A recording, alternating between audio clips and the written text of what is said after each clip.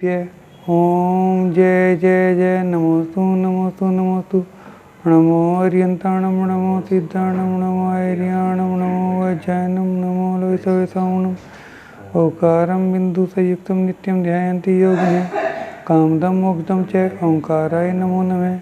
अविरल शब्द गुणोत्प्रक्षालित सकल भूतल मल कलंका मुनि विरूपाति तीर्था सरस्वती वर्तुनदुरितान अज्ञान तिमिरंधानां ज्ञानांजन शलाकया चक्षुरुन्मीलितं येन तस्मै श्री गुरुवे नमः। श्री परम गुरुवे नमः। परम्पराचार्य श्री गुरुवे नमः। सकल कलुष विध्वंसकं शेषां परिवर्धकं धर्म संबंधकं भवजी मन प्रतिपोधकारकमिदं शास्त्रं श्री पांडव पुराण नाम ध्येयम् अस्य मूल ग्रंथकर्ता श्री सर्वज्ञ देवा तदुत्तर ग्रंथकर्ता श्री गंधर्व देवा प्रतिगंधर्व देवा तेषां मनोचुसार माध्यम श्री शुभचंद आचार्येण विरचितं सर्वे श्रोतारः साधवन्त्या सर्वन्तु मंगलम भगवान वीरो मंगलम गौतमो गणि मंगलम कौन कौन आदि जैन धर्मोस्तु मंगलम सर्वमंगल मांगल्यम सर्व कल्याण कारकम प्रधानम सर्वधर्माणाम जन्म जयतु शासनम जन्म जयतु शासनम जन्म जयतु शासनम। बेटा कल जो हमने पढ़ा था ज़्यादा देर का तो हमने करा नहीं था, कल भी है ना लाइट की समस्या रही थी तो हमने मेरे ख्याल से 10-12 मिनट ही पढ़ा था। ये कैसे निकल जाते हैं, कैसे निकल जाते हैं, ये कोई हमारे पास छेड़ता है क्या? पांडव पुराण तो पढ़ते हैं मेरे ख्याल नहीं, वो तो पद्म पुराण पढ़ते हैं। ये तो पद्म पुराण पढ़ते हैं, इससे तो हमारी समस्या बनी रहेगी। तुम्हारे सामने अभी तो खुला मैंने, इसका ये निकला हुआ है।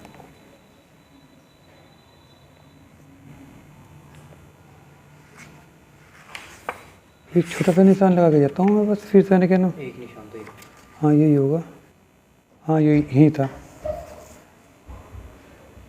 कमाल है भाई, कैसे निकल जाता है।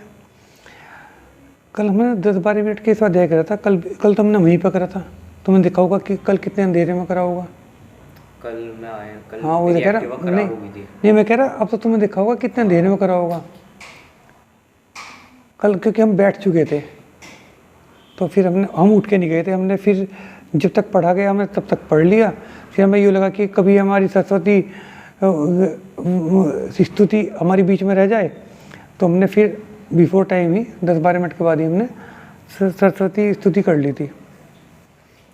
तो कल जो हमने पढ़ा था कल ये था कि पांडु कुमार गए थे वहाँ पे विवाह कर लिए शौरी सेन, और वहाँ से वे विवाह करके कुंती को और माधुरी को दोनों को लेकर आ रहे थे। कुंती माधुरी दोनों बहनें हैं, और जब वे वापस हस्तिनापुर में आ रहे थे तो लोग उनके दर्शन करने के लिए कि वे कैसे लग रहे हैं ये देखने के लिए सब के सब भाग भाग कर आ रहे थे। ठीक है ना, यहाँ तक आया था कल। तो देखो वही चीज़ अब भी रिपीट हो रही है।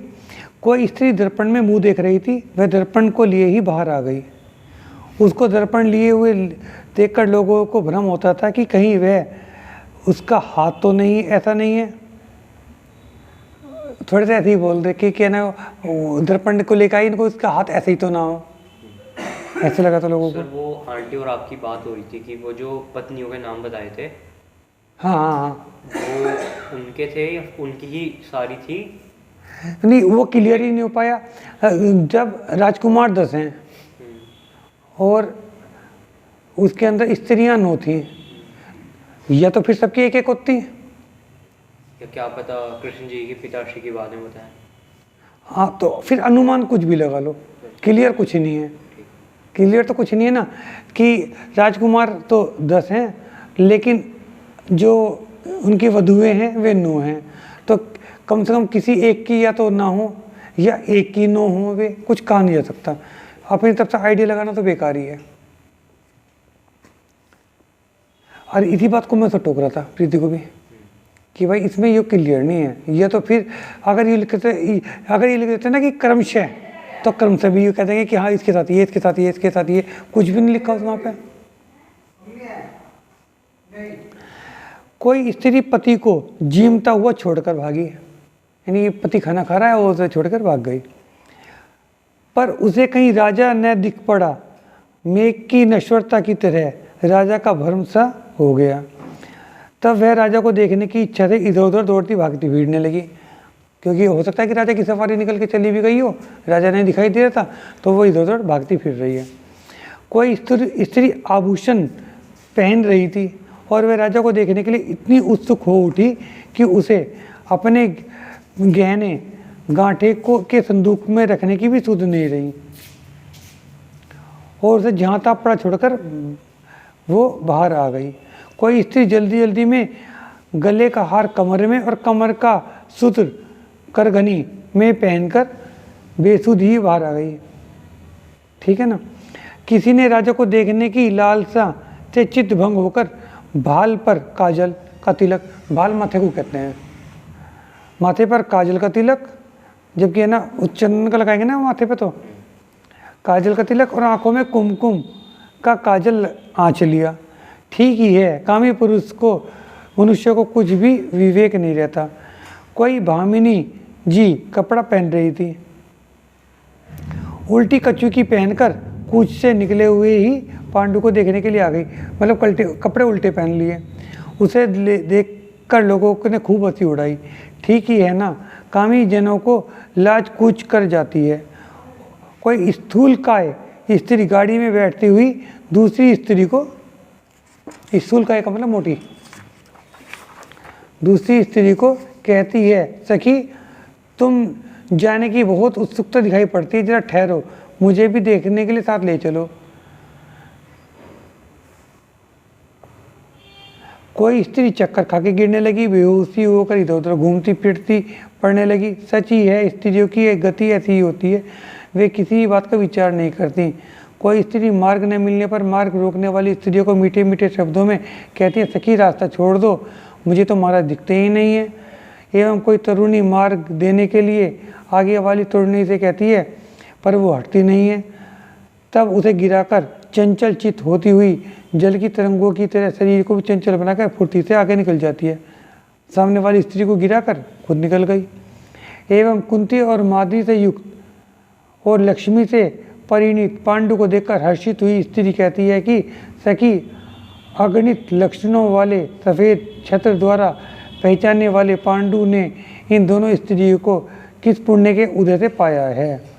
लक्ष्मी और कांति के समूह रूप इन दोनों के योग से रंजित पांडु को कुछ भी सुख लाभ कर सका और वह सब भाग्य का ही परिणाम है। और सखी यह भी तो बताओ, इन दोनों ने भी पूर्व भाव में कौन से अपूर्व पुण्य कमाया था, जिसके फल से इन्हें इंद्र जैसे विभूति वाला और विलक्षण योग्य वर पाया है। इन्होंने सुपात्र को दान दिया है, घोर तपस्या की है, बड़े ही भक्तिभाव से श्री गुरु की सेवा की है, या जिन चैताल्य में जाकर जिनेन्द्र देव की पूजा की है, अथवा शुभ इच्छा से इन्हें उत्तम पुरुषों की सेवा शुश्रूषा की है।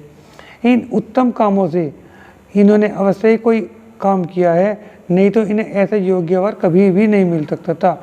पूर्ण चंद्र की तरह स्वच्छ और मंडलाकार पांडु का छत्र ऐसा जान पड़ता था कि मानो पिंड रूप इकट्ठा होकर यश ही है। छत्र के बहाने से उसकी शोभा बढ़ाता है। इस महोदय राजा ने शस्त्रों के तीर प्रहार से पापिष्ट वैद्यों को खंड खंड कर दिए हैं। आई नहीं ना? क्या लाइट तो नहीं आई ना? बंद कर दी थी मैंने अंदर की। अच्छा,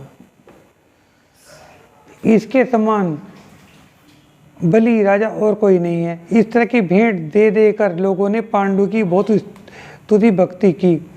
इसके बाद कुछ देर के बाद प्रबल प्रतापी पांडु कुमार तो अपने सुंदर महल की ओर चला गया और उन दोनों पुत्र वधुओं का व्यास ने अपने मंदिर के पास ही पूर्ण संपत्तिशाली और ध्वजाओं से सुशोभित एक महल में निवास कराया।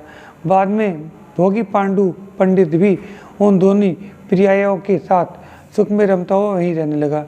सच ही है, जिसका पुण्य प्रबल होता है उसे किसी बात की कमी नहीं रहती।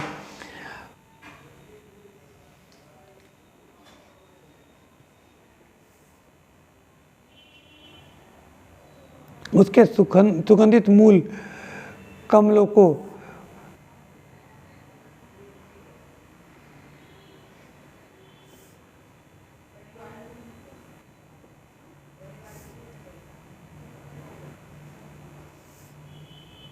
क्या लिखा है सर? इसमें कुछ चीज़ें ऐसी हैं जो सब पढ़ने में हमें प्रॉब्लम होती है। स्त्री सौंदर्य को मैं नहीं पढ़ पाता, ठीक है ना, इस तरह का ही दे रखा है इसमें। उस मन स्वामी में ने इसके मन के अनुपम सौंदर्य से अपने पढ़ नहीं पाते मतलब थोड़ा सा ठीक सा नहीं लगता कुछ, है ना। महाराज जी कुछ ज़्यादा वर्णन कर देते हैं नगर सौंदर्य, नारी सौंदर्य का।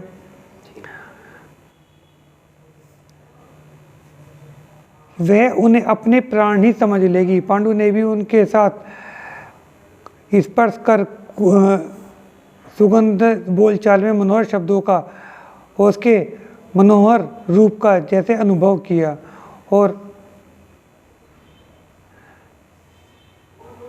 ठीक ही है कि इंद्रिय मुख की वांछा रखने वाले जीवों को स्त्री के सिवा और कोई गति नहीं है। मतलब किसी कोई लोग ऐसे होते हैं जिन्हें भोग विलास में ही ज़्यादा सुख महसूस देता है। देखो एक चीज़ बताऊँ तुम्हारे से मैं, ये जीव की अपनी अपनी सोच है। देखो कुछ लोग तो है ना अपनी युवा अवस्था में ही ब्रह्मचर्य ले लेते हैं, दीक्षा ले लेते हैं, ठीक है ना, और उसके अंदर जरा भी दोष नहीं लगने देते। जैसे हमने कभी भी आचार्य श्री के बारे में सुना नहीं उन्हें कहीं दोष लगा होगा। और बहुत सारे बाल ब्रह्मचारी महाराज जी भी हैं उनके उसमें क्या नाम संग में, ठीक है ना। और कुछ लोगों को यू है कि ना कहीं की पत्नियाँ चाहिए, ठीक है ना, क्योंकि उनका भोग विलास की तरफ ही मन है। तो इस चीज़ को बताने का प्रयास किया है महाराज जी ने। अपनी नव वधू के रूप में सुधा को पान कर, दिव्य औषधि को पीकर रोगी की तरह पांडु को भोगी ही कहा इसमें हर जगह। पांडु थोड़े ही काल में पूर्ण सुखी हो गया, उसका मदन जवर उतर गया। साथ ही साथ उसके महल में बगीचे में भी वेलों के छाए हुए मंडप वन के प्रवेश में कीड़ा करता था एवं कभी उनके साथ ही साथ कीड़ा पर्वत पर जाता और मन चाही कीड़ा करता था। कभी कभी नदियों में जा सीखता, स्थल पर जाकर विहार करता, उनके साथ बावड़ियों में, जल में, हिंडोलों में अपना मन बहलाता था। इस प्रकार भांति भांति के भोगों, जिनेंद्र देव की महिमा वाले उत्सवों और पात्रदान आदि की क्रियाओं के द्वारा उसने बहुत काल बिताया। अच्छा, इन्हीं के 3 पुत्र हैं जो मोक्ष गए और 2 सर्वार्थ सिद्धि गए। जो सर्वार्थ सिद्धि गए तो वे मोक्ष तो जाएंगे ही, लेकिन ये भी बात पक्की है वे यहाँ पर भी आकर उच्च पद को पाएंगे। जो सर्वार्थ सिद्धि चाहते हैं वे एक छोटे राज्य में राज्य करते हो ऐसा नहीं है, वे उनका यहाँ पर भी वैभव अधिक ही होता है। भोजक वृष्टि राजा की एक पुत्री थी, उसका नाम था गांधारी। भोजक वृष्टि कौन है? अंधक वृष्टि तो वो था, भोजक वृष्टि कौन है? अंधक वृष्टि तो वो थे ना सबसे पहले वाले पिताश्री। अंधक वृष्टि की तो पुत्री है ये, हाँ। कुंती मातरी, और उन्हीं के पुत्र जो हैं वे नेमिनाथ भगवान के पिता हैं।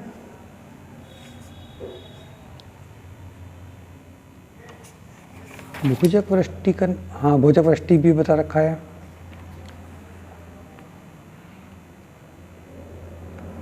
दस पुत्रों में से एक सुवीर है।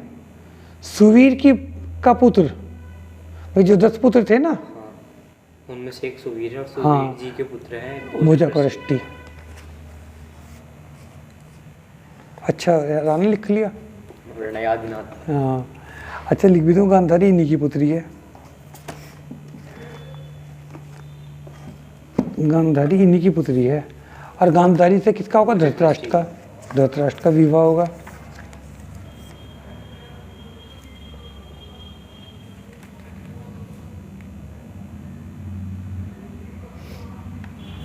और गांधारी भी इनकी पुत्री है।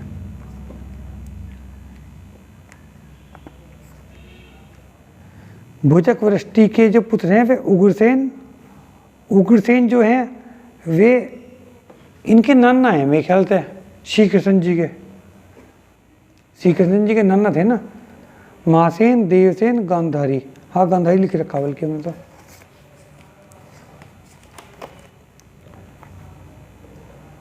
उनकी पुत्री का नाम था गांधारी। वह शीलवती थी, गुणों की खान थी और उसने अच्छे अच्छे विद्वानों से शिक्षा पाई थी।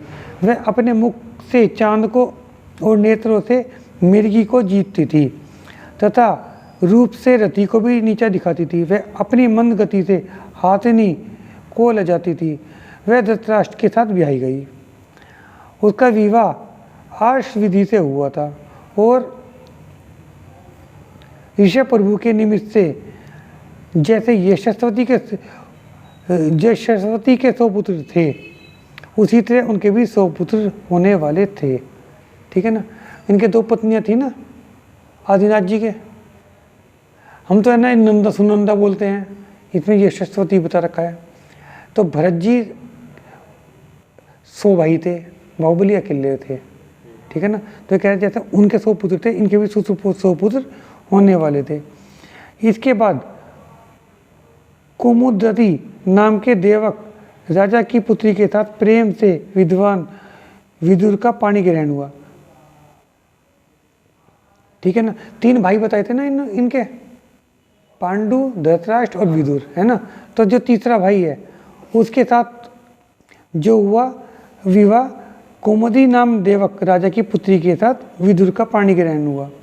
एक दिन रात के पिछले पैर में कुंती अपनी शैया पर सुख की नींद सोई हुई थी। उसी समय उसे शुद्ध मन से एक शुभ स्वप्न को देखा। उसका हाल सुनिए। देखो, जिनके मोक्षगामी जीव पैदा होते हैं ना, उन्हें भी सपने दिखाई देते हैं। ठीक है ना। ऐसा नहीं कि 16 सपने केवल तीर्थंकर की माता को दिखाई देते होंगे। हाँ, लेकिन हाँ कुछ तो दिखाई देते हैं उनको भी। पहले स्वप्न में उन्होंने मध्य में कपोल झर रहे हैं और जो सूंड की जो इधर उधर घुमा रहा है, ऐसा हाथी देखा, यानी हाथी देखा है ना। हाँ, ऐरावत हाथी। दूसरे में कलोलों से शोभित शतकटा समुद्र देखा। तीर्थंकर की माता को भी दिखाई देते हैं दोनों ये। तीसरे में उन्होंने प्रकाश में संसार को सुख देने वाला पूर्ण चांद्र देखा। चौथे में उन्होंने 4 डालों वाला और अर्थियों को धन देने वाला कल्प वृक्ष देखा। अर्थियों का मतलब ये है ना, इच्छा करने वाला। मुझे भी ऐसा लगा जैसे अर्थी वो वाली होती होगी, लेकिन यहाँ पे अर्थ का मतलब ये है इच्छा करना, अर्थ है। हाँ, इच्छा पूरी करने वाला है ना, कल्प वृक्ष देखा। इस सपन को देख चुकने के बाद जब सवेरा हुआ तो वह जागी और प्रभात काल में क्रियाओं से निपटाकर अपने सुंदर वस्त्र आभूषण पहने। इसके बाद वह सुकेशी अपने स्वामी पांडु के पास पहुंची। पांडु ने उनका यथायोग्य आदर किया और अपने आदि सिंहासन पर बिठाया। इसके बाद कुंती ने पांडु को स्वप्न का हाल सुनाकर फल पूछा। उत्तर में पांडु ने कहा कि सुंदरी, ध्यान से सुनो, तुमने जो हाथी देखा है उसका फल यह है कि तुम्हारे पुत्र का जन्म होगा। हाथी का मतलब पुत्र होगा। समुद्र को देखने का मतलब यह है वह बड़ा गंभीर होगा और चांद को देखने का मतलब वह जगत भर को आनंददायी होगा। और अंत में तुमने जो कल्प वृक्ष देखा उसका फल यह है कि वह दानी होगा। कितने फल हुए, कितने सपने हुए, इसका मतलब हाथी देखा, ये पहला हो गया। ठीक है ना। दूसरा है समुद्र को देखा, तीसरे में चंद्रमा को देखा, चौथे में कल्प वृक्ष को देखा। 4 समय देखे हैं। वह दानी होगा। उसमें से जो कुछ भी याचना करेगा उसको वह वही देगा। ये 4 शाखाएं देखने का फल है। उसके 4 भाई और होंगे। 4 भाई और होंगे। अब ऐसे देखा जाए तो इनके 5 भाई हैं और, तो देखा अगर जाए तो, है ना। 4 भाई और होंगे। ये 5 भाई सुंदर रूप वाले और विजयी होंगे। ये जो भी हो रहे हैं उनका भी पता नहीं कौन है, कौन होंगे? युधिष्ठिर, भीम, अर्जुन, ये 3 5 होंगे ना। नकुल सहदेव माधुरी के होंगे। तो ये 5 भाई कैसे हो गए? पिता तो एक ही है। और देखा जाए तो फिर कुंती के भी है ना, क्या नाम, 4 हुए। दोनों कुंती और पांडु से ही तो हैं। कर्ण भी कुंती और पांडु से ही है। इस प्रकार सपनों का फल सुनकर मगध मन वाली सती कुंती बहुत सुखी हुई। इसके बाद कुछ समय के बाद अच्युत स्वर्ग से एक भाग्यशाली देव चया। अच्युत स्वर्ग से आए थे, इसका मतलब है देखो जाना भी तो मोक्ष था उनको अपने गर्भ में कमल में धारण कर कर कुंती गर्भवती हुई। सच तो यह है कि पुण्य के योग से जीवों का पुत्र आदि कोई सामग्री दुर्लभ नहीं रह जाती। धीरे धीरे उसका गर्भ बढ़ने लगा, लोगों को आनंद देने लगा। उसका गर्भ शत्रु पक्ष को घातक और सब जनों को आनंद देने वाला था। पांडु शरीर वाली चंचल भौएं और गर्भवती कुंती को देखकर पांडु को हर्ष का पारावार न रहा। उस समय वह ऐसी मालूम पड़ती थी कि मानो रतन जनित भूमि वाली खान ही है, क्योंकि वह रतन जड़ित बहुत से गहने पहने थी। उसके रत्नों की ज्योति पृथ्वी पर पड़ती थी। गर्भ के निमित्त से उसके पेट की तिरबली मिट गई थी। जान पड़ता था कि तिरबली भंग से वह जनाती है, इसके सिवा उसका कोई और गति नहीं हो सकती। कुंती को की उत्तम मिट्टी खाने की इच्छा होती थी, जिससे जाना जाता था कि इसके गर्भ में जो पुरुष है वह सारी पृथ्वी को भोगेगा। ये पहली बार सुनी है हमने, मिट्टी खाने की इच्छा होती थी, यानी कि वो पूरी पृथ्वी को भोगेगा और संपूर्ण राजाओं और महाराजाओं पर अपने अधीन में करेगा।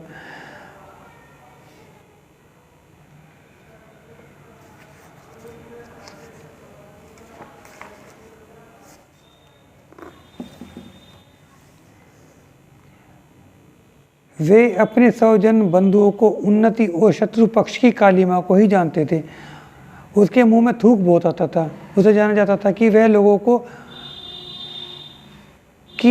को यही जनाती है कि इस गर्भस्थ शिशु के मारे शत्रु मारे फिरेंगे, कहीं भी उन्हें शांति नहीं मिलेगी। आज यहीं तक रख लेते हैं ना।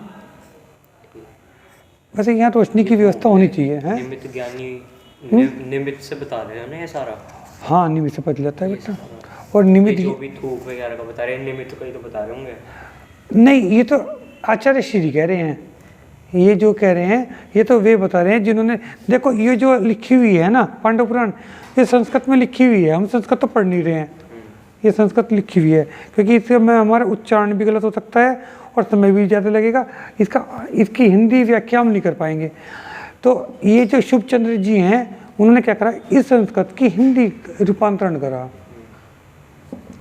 तो इसमें ऐसा नहीं कि उन्होंने किसी निमित्त ज्ञानी से पूछा है, ऐसा इसमें मैं कह रहा हूँ जो आचार्य श्री ने लिखा होगा।